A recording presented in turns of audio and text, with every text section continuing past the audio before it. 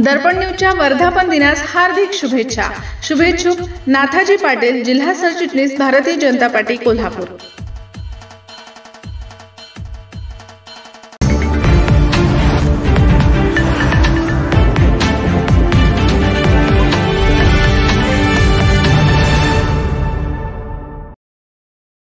कोल्हापूर जिल्ह्यातील 257 वस्त्रोद्योग सहकारी संस्थांकडून थकीत अर्थसहाय्याची रक्कम व्याज व दंडासहित वसूल करावी, अन्यथा बेमुदत उपोषण करू, लोकसेवा महासंघाचे संस्थापक अध्यक्ष उत्तम कागले यांचा पत्रकार परिषदेत इशारा। सन 1995 सालापासून कोल्हापूर जिल्ह्यातील 257 वस्त्रोद्योग सहकारी संस्थांना विविध वस्त्रोद्योग सुरू करण्यासाठी शासनाकडून या संस्थांना अंदाजे 300 कोटी रुपयांचे अर्थसहाय्य मंजूर केले होते। तथापि सद्यस्थितीत सर्व संस्थांचे उद्योग बंद आहेत। त्यामुळे या बंद पडलेल्या संस्थांकडून शासनाचे अंदाजे 350 कोटी रुपये येणे आहेत।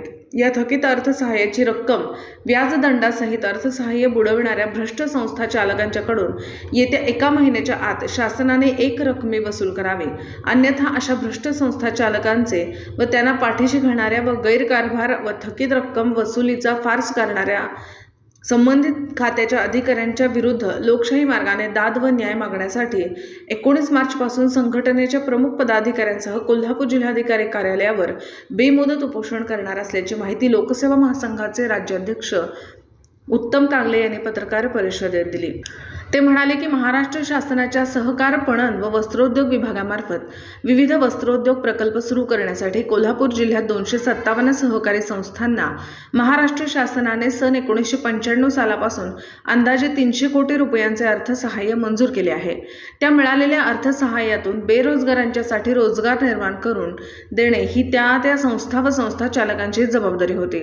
सुरुवातीला काही संस्थांनी प्रकल्प सुरू करण्याचे नाटक केले, तर काही संस्था व संस्था चालकांनी प्रकल्प सुरू केले नसल्याचे त्यांनी सांगितले। या संस्थांनी सहकार व वस्त्रोद्योग विभागाकडील कनिष्ठ व वरिष्ठ अधिकाऱ्यांना हाताशी धरून व त्यांना आर्थिक आमिष दाखवून त्यांच्याशी संगनमत करून संस्थांचे प्रकल्प सुरू असल्याचे शासनास वेळोवेळी खोटी कागदपत्रे व अहवाल सादर करून दिशाभूल व शासनाची फसवणूक केली असल्याचे सांगितले। यातील 257 संस्थाचालक हे विविध राजकीय पक्षाचे पुढारी, नेते व पदाधिकारी असल्याने त्यांच्यावर सहकार व वस्त्रोद्योग विभागाचा कोणताही अंकुश राहिलेला नव्हता। त्यामुळे शासनाकडून प्रकल्प सुरू करण्याच्या नावावर यातील राजकीय नेते, पुढारी आणि पदाधिकाऱ्यांनी प्रकल्प सुरू न करता या संस्था व संस्थांचे प्रकल्प मोडीत काढून मिळालेल्या शासनाच्या अर्थसहाय्याचा अपहार करून मोठ्या प्रमाणात भ्रष्टाचार केलेला आहे। या 257 संस्था व संस्थाचालक आणि संबंधित खात्याचे संबंधित अधिकारी जबाबदार आहेत। त्यामुळे अशा भ्रष्ट व बेजबाबदार अधिकाऱ्यांमुळे व राजकीय हस्तक्षेपामुळे या संस्थांना सन 1995 सालापासून शासनाने मंजूर केलेले करोडो रुपयांचे अर्थसहाय्याची रक्कम वसुली विना आज अखेर थकीत असल्याचे त्यांनी सांगितले। या पत्रकार परिषदेला लोकसेवा महासंघाच्या महिला राज्याध्यक्षा नम्रता सुतार, महिला प्रदेशाध्यक्षा नेहा नलवडे, महिला जिल्हाध्यक्षा दीपा मोटे, सामाजिक कार्यकर्ते गजानन तिवडे, पश्चिम महाराष्ट्र अध्यक्ष जितेंद्र पत्रावडे, सत्यशोधक समता परिषदेचे जिल्हाध्यक्ष विजय सनदी, गोकुळ शिरगाव महिला अध्यक्षा माधुरी कोतेकर आदी उपस्थित होते। कोल्हापूरहून दर्पण न्यूजसाठी अनिल पाटील।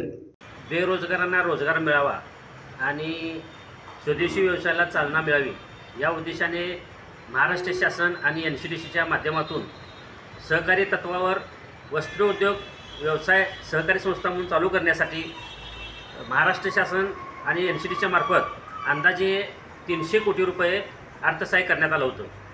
1995ला ज्यावेळी युतीचं सरकार होतं त्यावेळीपासून ही योजना अंमलात आली होती आणि गेल्या 30 वर्षापासून या शासनातील जे अधिकारी आहेत त्यांनी फक्त वसुलीचा फार्स केलेला आहे। या 30 वर्षामध्ये अगदी तुटपुंजी रक्कम वसूल केल्याचं नाटक फक्त करायचं आणि 300च्या वर आता तो अंदाजे दंड व्याजासह जर ते रक्कम काढली ते 350-400 कोटीपर्यंत गेलेली आहे। तर ही वसुली जी आहे ती तात्काळ शासनानं वसूल करावी आणि जर या 1 महिन्याची आम्ही मुदत दिली होती, 19 तारखेपर्यंत जर वसूल नाही झालं तर 19 तारखेला जिल्हाधिकारी कार्यालय कोल्हापूर या ठिकाणी आम्ही आमरण उपोषण करणार आहोत। हा झाला लोकशाही मार्गाचा विषय। दुसरा कायदेशीर बाब म्हणून आम्ही आमच्या लोकसेवा महासंघाच्या वतीनं मुंबई उच्च न्यायालयामध्ये एक जनहित याचिका दाखल करत आहोत आणि सगळ्यात महत्त्वाचं म्हणजे आमची मागणी अशी आहे की या वसुलीबरोबरच ज्या अधिकाऱ्यांनी ही वसुली करण्यासाठी कामात कसूर केली आहे त्यांच्यावरही गुन्हे दाखल करावेत ही आमची मागणी आहे। निर्भीड बेधडक बातमीसाठी दर्पण न्यूज चॅनलला लाईक करा, शेअर करा, सबस्क्राईब करा. मुख्य संपादक अभिजित रांजणे, दर्पण न्यूज.